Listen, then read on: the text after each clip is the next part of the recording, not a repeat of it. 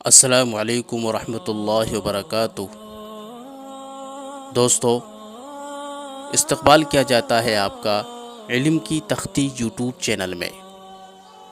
آج ہم آپ کو ایک ایماندار بیوی کا درد بھرا قصہ سناتے ہیں جو فرعون سے تعلق رکھتا ہے۔ ایک بیوی حضرت موسیٰ علیہ السلام کو اللہ کا سچا رسول مانتی تھی، بڑی اللہ والی تھی۔ وہ فرعون کی لڑکی کی خادمہ تھی۔ ایک روز وہ فرعون کی لڑکی کے سر میں کنگھی کر رہی تھی۔ کنگھی ہاتھ سے چھوٹ کر نیچے گر گئی۔ اس نے بسم اللہ کہہ کر اس کنگھی کو اٹھا لیا۔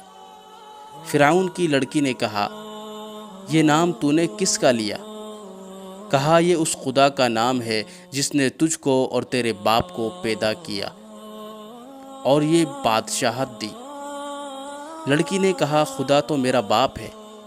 بیوی نے جواب دیا کہ وہ جھوٹا ہے جو خدائی کا دعویٰ کر رہا ہے۔ لڑکی نے یہ سارا قصہ فرعون سے کہہ دیا۔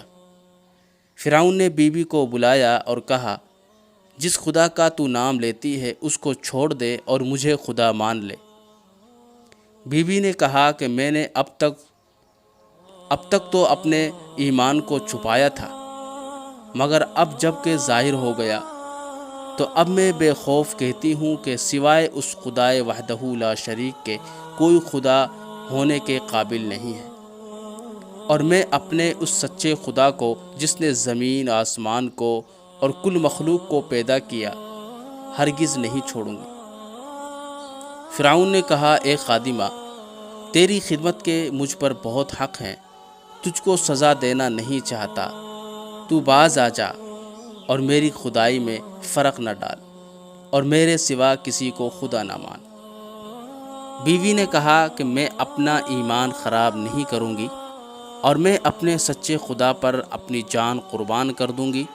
اب جو تیرے دل میں آوے کر گزر، اور اپنے دل میں کہا ہے یہ اے دل امتحان کا وقت رہ ثابت قدم، صبر کر حق کی مشیت پر نہ ہرگز مار دم۔ فرعون ظالم نے اس بیوی کے ہاتھ پاؤں زنجیروں سے بندھوا کر جیل خانے میں ڈلوا دیا۔ یہ مصیبت دیکھ کر وہ بہت پریشان ہوئی۔ بارگاہ الہی میں دعا مانگی، اے میرے سچے خدا، تیری محبت اور چاہت دل میں رکھوں اور دشمن کی قید میں پڑوں۔ غیب سے آواز آئی، اے میری پیاری بندی، آدم علیہ السلام نے ہماری محبت کا دعویٰ کیا، ہم نے ان کو تکلیفوں میں ڈالا۔ اسی طرح نوح علیہ السلام کو طوفان کے امتحان میں ڈالا، اور ایوب علیہ السلام کو ایک سخت بیماری میں ڈالا، اور زکریا علیہ السلام کو آرے کی تکلیف میں ڈالا، اور ابراہیم علیہ السلام کو آگ میں، اور یعقوب علیہ السلام کو یوسف کے غم میں، اور یوسف علیہ السلام کو کنویں اور قید خانے کی تکلیف میں ڈالا۔ اے تابع دار بندی، جس کو دنیا کے لوگ چاہتے ہیں اس کو آرام دیتے ہیں، اور جس کو ہم چاہتے ہیں اس کو بھوکا ننگا امتحانوں میں بے آرام رکھتے ہیں۔ یہ غیب کی آواز میں اللہ تعالیٰ کا پیغام سن کر جوش محبت میں کہا، اے میرے معبود برحق، اے خدا، ہے نہیں مالک کوئی تیرے سوا، مانتی ہوں میں خدا بندی تیری، جانتی ہوں تجھ کو عیبوں سے بری۔ الغرض دوسرے دن فرعون ظالم نے بیوی کو قید خانے سے بلایا اور کہا، دیکھ اب بھی کچھ نہیں بگڑا، باز آ جا اور میرے سوا کسی کو خدا نہ مان۔ اپنی کمزوری پر رحم کر، ورنہ میں تیرے ہاتھ پاؤں کٹوا دوں گا اور تیری آنکھ نکلوا دوں گا۔ بیوی نے کہا، اے ظالم، جو چاہے کر، میں اپنے سچے خدا کو ہرگز نہیں چھوڑوں گی، اور یہ ہاتھ پاؤں اسی قابل ہیں کاٹے جامیں کہ ان سے تیری اور تیری لڑکی کی خدمت کی گئی ہے، اور یہ آنکھیں نکلوانے ہی کے لائق ہیں کہ انہوں نے تجھ کو دیکھا ہے۔ فرعون یہ جواب سن کر غصے میں بھر گیا اور جلادوں کو حکم دیا کہ اس عورت کے ہاتھ پاؤں میں کیلیں ٹھونک دی جائے اور اس کے بدن پر انگارے رکھ دو۔ ان بے رحموں نے ایسا ہی کیا۔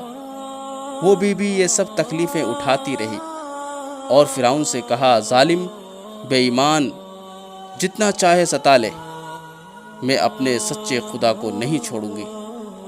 جب فرعون نے دیکھا کہ یہ عورت سب تکلیفیں برداشت کر رہی ہے مگر اپنے عقیدے اور یقین سے باز نہیں آتی، تو پھر اس نے یہ ظلم کیا کہ اس بیوی کے دودھ پیتے بچے کو آگ کے تنور میں جھونک دیا۔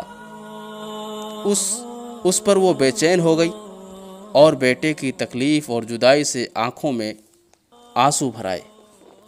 اللہ تعالیٰ کی قدرت سے بچہ آگ میں بولا، اے اماں جان، صبر کا مقام ہے، ایمان پر ثابت قدم رہو اور میری تکلیف اور جدائی سے مت گھبراؤ۔ اب ذرا سی دیر میں تم بھی میرے پاس آ جاؤ گی۔ ذرا دیکھو تو یہ جنت تمہارے انتظار میں ہے۔ اللہ تعالیٰ تم پر رحمت برسا رہا ہے۔ بیٹی کی زبان سے یہ خوشخبری سن کر بی بی کے دل کو راحت اور تسلی ہوئی۔ پھر فرعون نے کہا، اب بھی باز آ جا اور میرے سوا کسی کو خدا نہ مان۔ اگر تو مجھے خدا مان لے تو تیری جان بھی بچ جاوے گی اور تجھے بہت سا مال دے کر تیری عزت بڑھاؤں گا۔ بی بی نے کہا، اے جھوٹے ظالم، کیا بکتا ہے؟ تو نے جو کچھ کرنا تھا کر چکا، اور جو کچھ کرنا ہے کر لے۔ یہ وقت اسی سچے خدا سے ملنے کا ہے جو ہر چیز کا مالک اور خالق ہے۔ مجھے تیری عزت اور دولت کی ضرورت نہیں۔ اسی سوال و جواب میں بی بی کی نظر آسمان کی طرف گئی تو دیکھا کہ سب آسمانوں کے پردے اٹھے ہوئے ہیں اور عرش اعظم پر وہی بسم اللہ نور سے لکھی ہوئی دیکھی، اور اللہ تعالیٰ کی بارگاہ میں عرض کی، آہ وزاری سے اٹھا دستے دعا، مانگتی ہوں تجھ سے تجھ کو اے خدا۔ الحاصل بی بی صاحبہ اللہ تعالیٰ کی محبت کے جوش میں دعا کر رہی تھی کہ فرعون ظالم نے اس مظلومہ کو دہکتی آگ کے تنور میں ڈلوا دیا۔ اللہ اکبر!